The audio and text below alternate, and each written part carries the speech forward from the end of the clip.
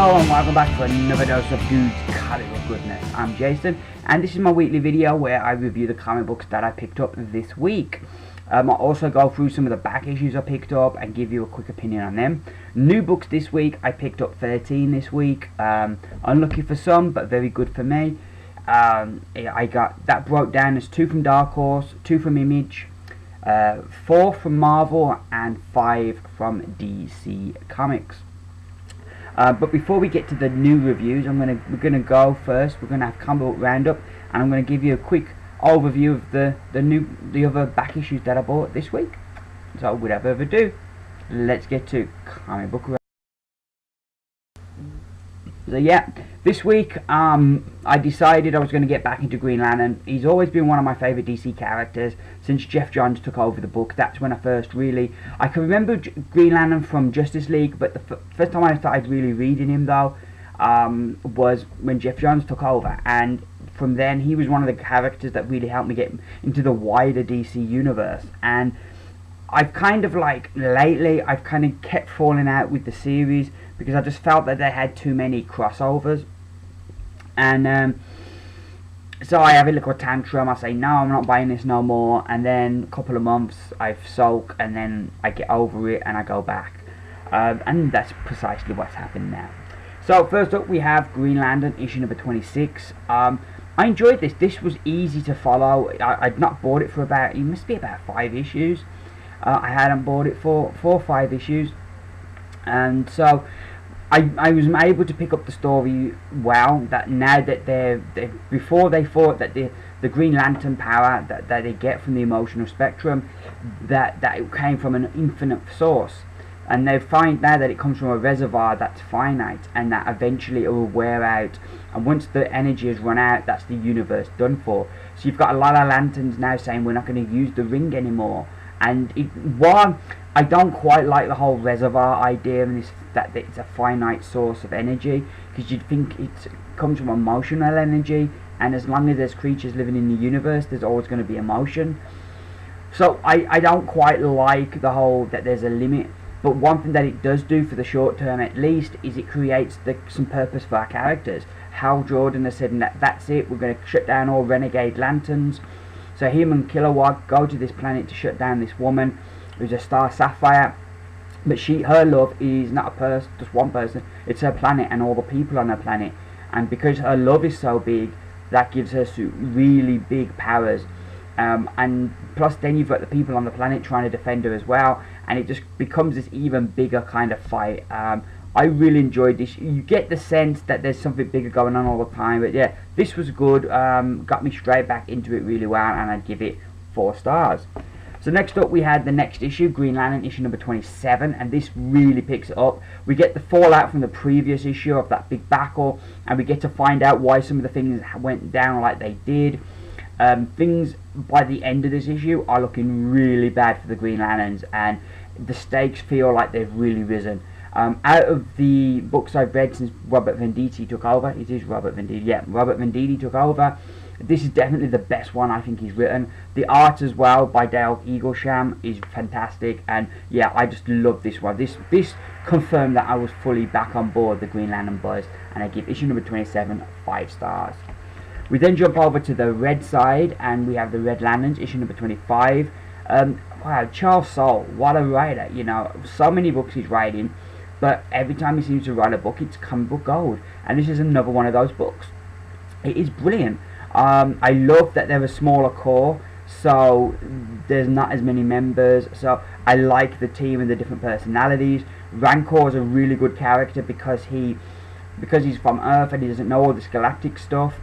That he's the one there who will ask questions, so things are explained to the audience. It was really easy to get into. I really explained well, and you was able to follow the story without having read it for a while.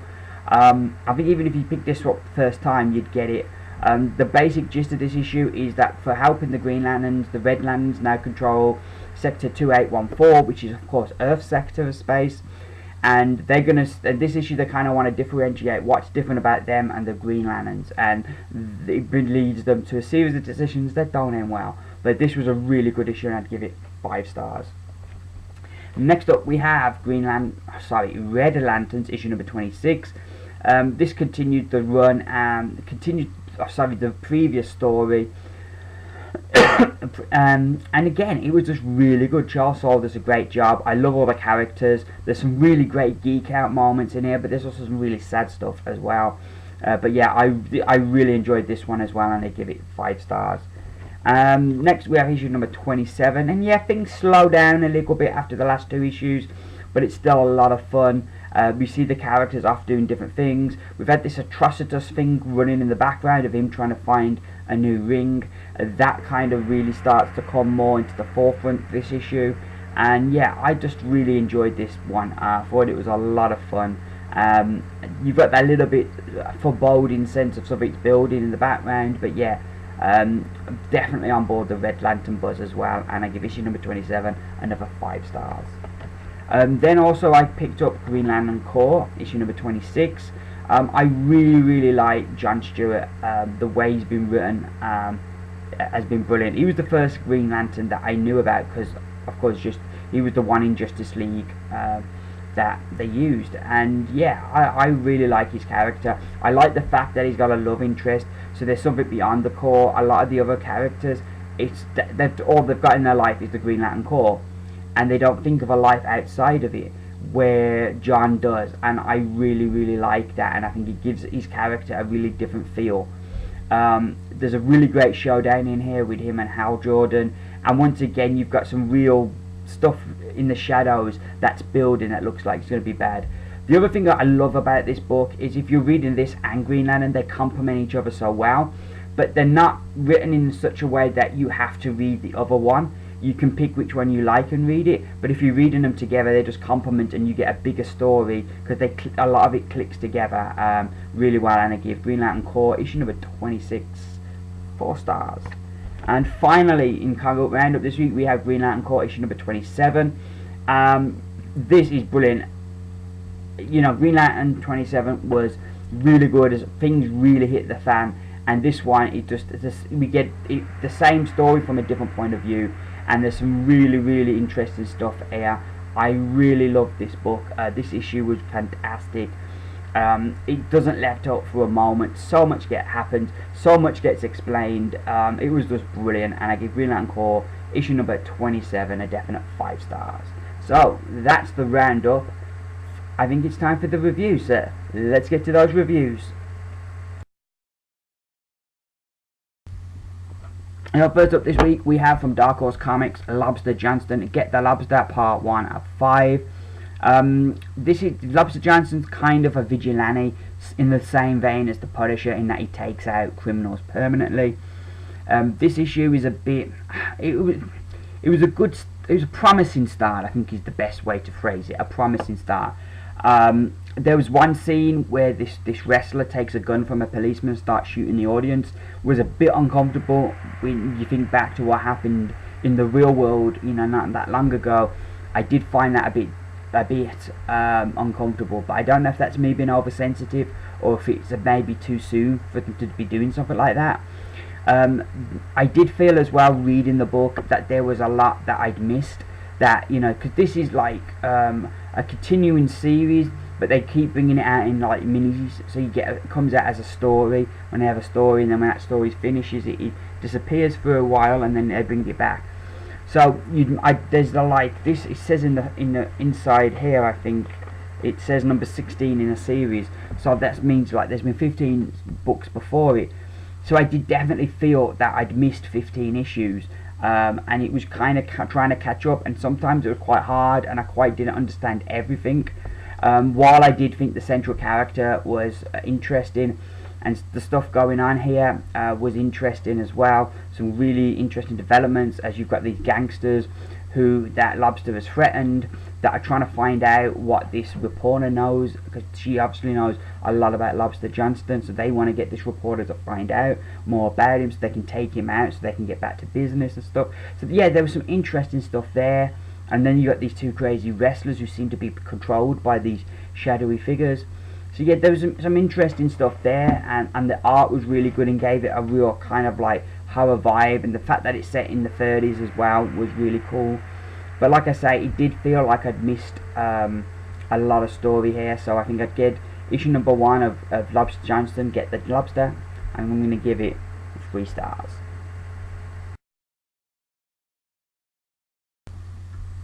So next up, sticking with Dark Horse Comics, we have the Star Wars issue number 5.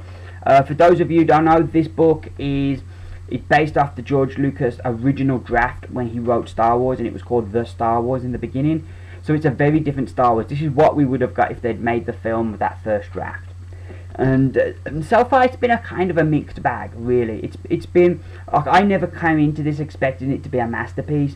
I always felt that, yes, this was going to be more kind of like interesting to see what would have been like, and then thinking, yeah, this is going to be awesome. But this issue, I think, is the best issue done, and yeah, it's just all action. It doesn't let up for a minute. Constantly throughout this issue, General Luke Skywalker, Han Solo, Anakin Starkiller, Princess Leia, and Winston are trying to get away, but the Sith Lord Prince Valorum has arrived now to try and track them down.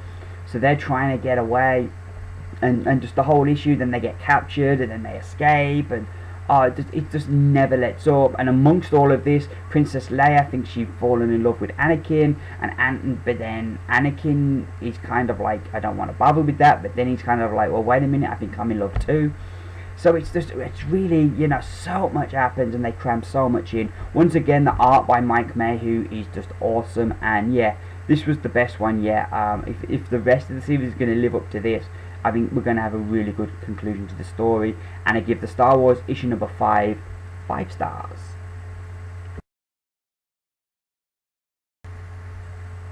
Next up, we have the confusingly numbered Captain America number 16, but it's also numbered number 1, which is all very confusing. This issue is supposedly a jumping on point, as we get what's called a prologue to the Iron Nail, and it's called A Decision. We deal with Jet Black, who is Armin Zola's daughter, that aligned herself with Captain America in Dimension Z, and they've now come into the world, and we get to see how she's adapting to life in the real world. And it's really interesting how she's seen a lot of the things her father said were true, and she's really like struggling, like, what? How can I be a hero here when I don't feel any sympathy for the people I'm supposedly to defend? And there's some really good issues and interesting points that she brings up, and it starts out quite interesting, and then it kind of takes this turn down into Strangeville Lane, and the book just gets really bizarre, and you end up and you have things that happen, and you kind of, well, was that a dream sequence, or was that really happened? So yeah, I didn't really like how it ended up. The art was a mixed bag as well. Some scenes looked really great, others didn't look great at all. And yeah, if you was jumping on this book thinking, oh yeah, I want to get into Captain America, you've got no Captain America in this issue at all, and I think Marvel have really slipped up there. But I give issue number 16 of Captain America a very disappointing 2 stars.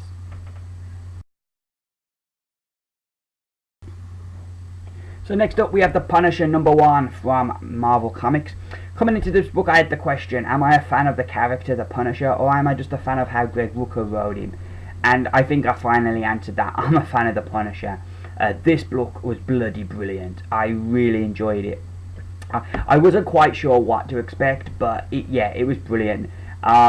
He's in LA now. He's really made himself at home. He's taking on this drug cartel, and it's really cool seeing how he's taking them on, and how Punisher's always kind of like that step ahead, and you know, and that's always really cool. But then at the end, we get the last page where we see these other Marvel characters that are going to come into the book because they've got the Punisher in their sights. So all in all, yeah, this was really good, and I'm definitely going to be picking up the next issue, and if it remains this good, yeah, I think Punisher, you've got a new fan. Punisher issue number 1, a definite 5 stars.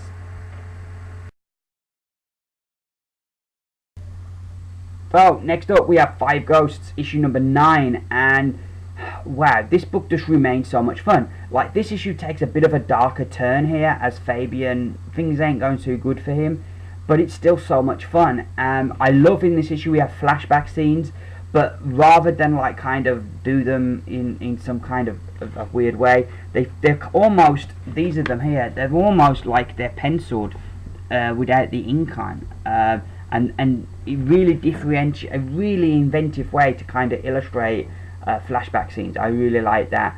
The book, like I say, just remains so much fun and a romping adventure, moves along quickly. Really easy to follow. Yeah, Five Ghosts it still remains one of my favourite series, and I give Five Ghosts issue number 9 a definite 5 stars.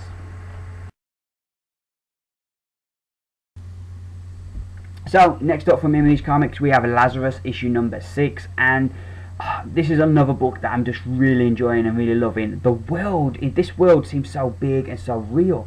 It's really well thought out. While we were introduced to our main character, Forever Carlyle, who's the Lazarus of the Carlyle family, we're still following her adventures and what's going on with her, as she kind of got this email that she received that she's not a Carlyle, that they are not her family. That's really intriguing. But then at the same time, we're now following this other family, so we're seeing what ordinary people's lives are like in this future, where corporate, it's like the 1% now control the world, that they control countries now, and it's really what I think I like about this book is I love the TV show Spartacus, and you see in that show and in those ancient times how the way they treated slaves as not even sent as second-class citizens. They didn't even view them as human. The way they would treat them. And you kind of get in that same vibe from here. It's how the future, they've kind of reverted back, and the 1% who own all the money, they're the ones who are important. The rest, they're just waste to do with what we want. And it's kind of scary when you see how much of that, and you kind of sit and think about it, and how much of this world could be in the real world, because already you've got like the 1% who control so much, and with like the credit crunch and that, employees now are taking away a lot of the rights employees had, and you find people having to like work more jobs because they're having to take lower paid jobs, or they're having to do more for less. So you can kind of see the beginnings of this world coming, and that's what makes this book a bit chilling in a way. But the story itself remains brilliant, well thought out. I'm loving exploring this world. And I think this is going to be a book that's just going to become a classic, and I think it's going to be really great to read and trade as well. So yeah, I give issue number 6 of Lazarus a definite 5 stars.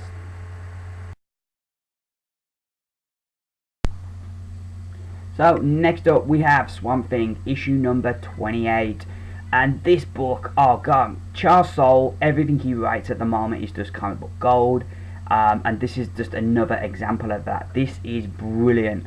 After the shocking events at the end of last issue where the Swamp Thing destroyed the Parliament of Trees, we get to see the aftermath of that, which is brilliant. We then catch up with this character on the cover whose name you can see there. It's French, so I'm not sure whether it's Capucini or Capucine, but whatever her name is, we catch up with her and we get her backstory after loads of teasing, and it introduces another character from the DC universe that I'm really excited to see come into this book and go up against Swamp Thing. So that is really cool. Like I say, it's really fun. We get a different artist this issue. We have Javier Pina, who again does a great job, and the art in the book looks brilliant and beautiful.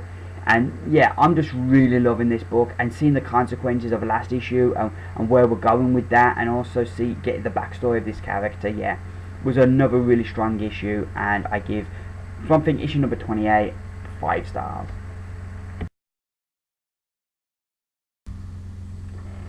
So, All New Invaders issue number 2, and again this was another really great issue. We kick it off with some big old fight action, as Captain America, the Human Torch, and Winter Soldier take on Tanaf the Pursuer, our character you see on the cover there.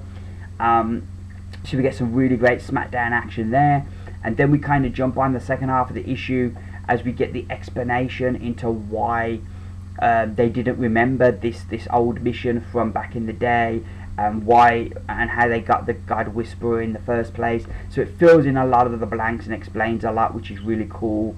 And then they have a really it makes sense why they're going to stay together and why they're going to do what they're going to do next. And you feel the book's been thought out well, and everything kind of gets explained in this issue.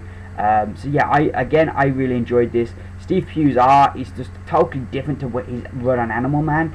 Totally different, and I think mainly it's really good. There are a couple, if you want to be picky, a couple of panels here and there that you could maybe pick fault with, but overall, yeah, this is a totally different Steve Pugh, and he's doing some great art. The colours remain fantastic by Guru Effects. They're just like really vibrant throughout the book, and yeah, I'm really enjoying All New Invaders, and I give it this issue 5 stars.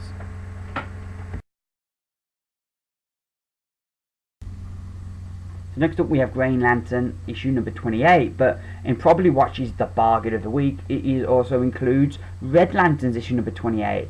It's a flip book. You get part 1 and 2 of this story, 2 comics for the price of 1. Brilliant. You know, so often it's so easy to be negative about DC, but this is something where you've got to be positive, and this is fantastic. I don't know what the reasoning is why they did this, but it works really well and it is brilliant. First part of the story, the basic gist of it is that Supergirl now has a Red Lantern ring, but unfortunately when you first get that Red Lantern ring, the rage drives you a bit insane, and you need to go to the home planet of the Red Lanterns and go into this river of blood, and that kind of calms you down a bit. So the first issue kind of dealing with the fallout from the last issue of Green Lantern. We're also dealing with like what they're going to do with Supergirl, and then they decide to take her to the Red Lanterns, and that brings us on to this issue, which is brilliant, where Hal and Guy are kind of really dishing it out. We catch up with where last issue ended with all that stuff with Ice, which doesn't end up in a happy place for Guy Gardner, and it brings us up today. And yeah, there's some really great moments here, and I really enjoyed the whole of this book. If I was rating them individually, I think I would give Green Lanterns, I would give 4 stars, and I'd give Red Lanterns 5 stars. But I'm going to give them an overall rating as a whole book, and I think it would be a 5 stars for the whole book. Really tear my hat off to DC, and it was a really good read. So yeah, Green Lantern, Red Lanterns issue number 28 gets 5 stars.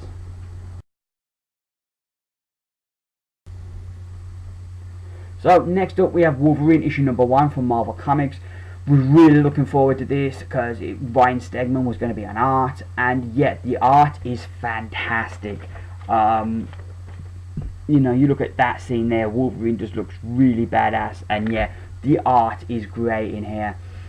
But unfortunately the story doesn't quite live up to the art. I kind of get the idea of what Cornell was after, you know, that we start the story at this point, and then we're going to go back and show you little bits of how he led up to here, and then we're going to jump to now, and it's going to create a bit of intrigue, and you're going to want to come back and find out what's happened and stuff. So I understand the idea, but the execution just is not good at all.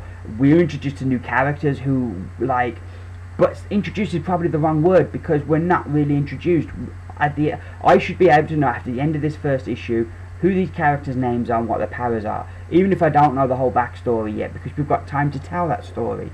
But I don't. I have no idea what their powers are properly yet, or their names, or anything like that. The end as well is just really bizarre. It just feels like that's not Logan. Why would he do that? But I'm not being too harsh on the end, because we may get a twist next issue that explains all that. But what I did like though was the way that we kind of, Logan's having to reevaluate who he is and how he does things, because he hasn't got a healing factor anymore, so he's going to have to be a different Wolverine, and I liked that. Also, seeing the effect of being so humiliated by Sabretooth as well, that was interesting. So yeah, there were some good ideas in here and some good stuff. Execution wasn't everything though, but the art was tremendous, and I'd give issue number 1 of Wolverine 3 stars.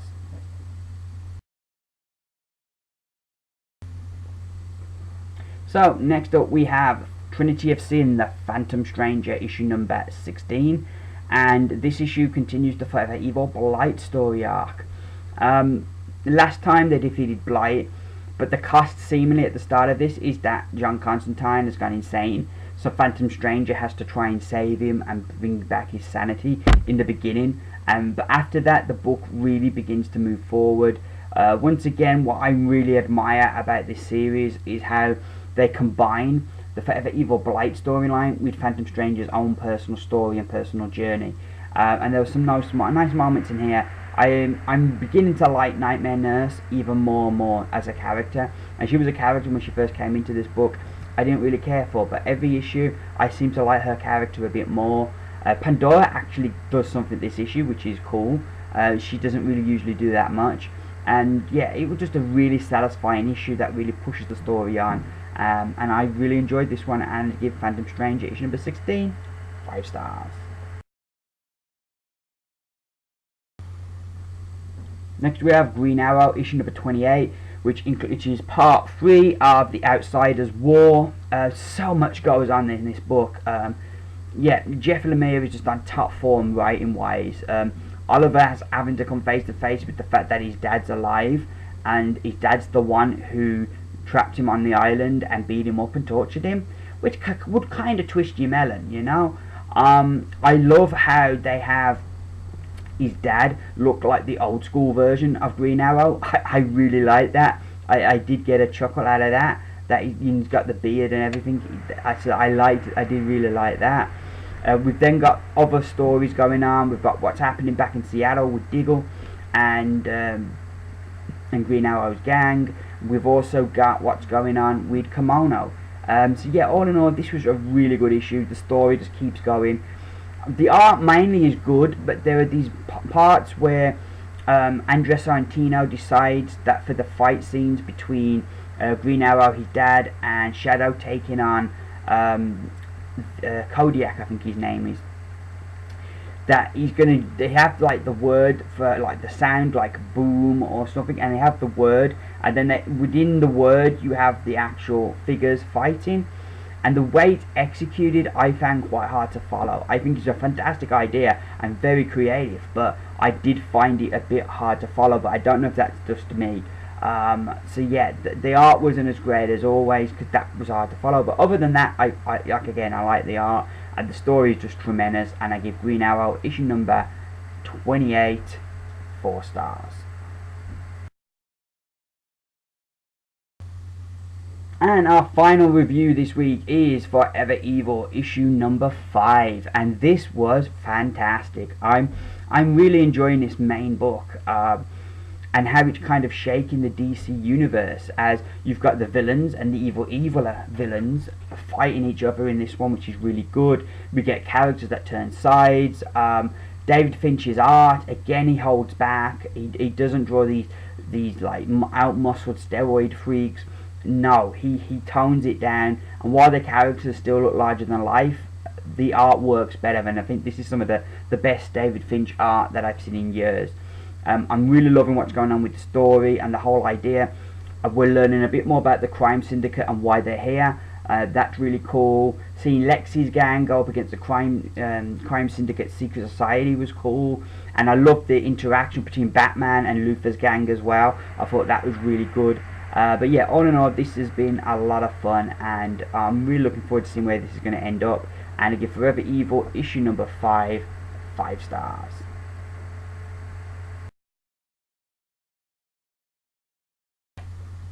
Well, you've reached the end of my video, which means you've reached the good stuff. So I'm going to keep this as short as possible because I realised with so many books this week it's a long one. I've got some stuff I picked up just to share with you, that I may review in future weeks. Next week hopefully shouldn't be as long, as I've got 10 books to pick up. I think I've got 10 books for a couple of weeks to pick up, and then I'm not sure, I think we then have a week where we go back up to 14, and then I think as we get into March, April, end of March, beginning of April, I think the books really drop, and I think I'm getting about 8 a week then. So you know, so yeah, it's going to go up and then down, and then the videos will hopefully be shorter.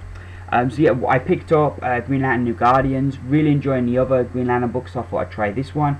This is the one I've always kind of least liked, because I'm not that big into Kyle Rayner, sorry. in one of the other books it mentions he's dead, so I'm interested to find out, well, if he's not dead, where is he? I also managed to pick it as a back issue. I got the 3D cover there of Green Lantern, and I got the other one, Mongol, as well as Relic. So there's the two covers. The last couple of things, they're not strictly speaking geeky stuff. Some wrestling DVDs I picked up. I went to see TNA Wrestling with my wife at the Birmingham NIA last weekend. We had a great time. One of the best live experiences I've ever had. And that, coupled with the fact that it's WrestleMania season, has kind of really rekindled my love for wrestling. I've always enjoyed it since I was 15. I've watched wrestling. I've got loads of DVDs. I watch it every week, but I wasn't as passionate about it as I had been in the past. But coupled with the fact that it's WrestleMania season and how much fun I had at Impact Wrestling, it's just, yeah. So I picked up some wrestling DVDs. We've got this bad boy, Royal Rumble 2013. The only Rumble I've not seen, so yeah, I'm looking forward to watching this one. Royal Rumble is always my favourite pay-per-view of the year, so yeah, looking really forward to that one. I've seen this year's. I got that on Sky Box Office, and I wasn't as bad, I think, as you'd think, because the fans were so down on it at the end. I still think for this year's Rumble they should have brought Wade Barrett, Bad News Barrett, out as number 30. They should have had him come out and say, I've got some bad news. I think that's the only way they would have got that character over, if he'd have come out and said, the bad news that I'm number 30. I think that would have got that character over as a heel really well. But no, yeah, I'm looking forward to watching this Rumble. Like I say, my favourite show. And I also picked up this bad boy, WrestleMania 29, last year's WrestleMania. Which it comes with these dog tag, which is really good, because it was the same price whether I had the dog tag with it or not. So I thought, you know what, may as well just get the dog tag. But this is always really well packaged WrestleMania. You see all the faces there, so yeah, look forward to watching that. I'm currently in the process of rewatching all the WrestleManias. I am up at the moment to WrestleMania 4, so yeah, I've got all 29 now to watch, so that's cool. So yeah, that's it really. Thank you very much for watching. Appreciate everyone who takes time to watch my videos. Please, if you've enjoyed this video, give me the thumbs up. It's always great to know people are enjoying what I'm doing. I've been Jason. This has been Dude's Comic Book Goodness, and I'll see you next week. Bye for now.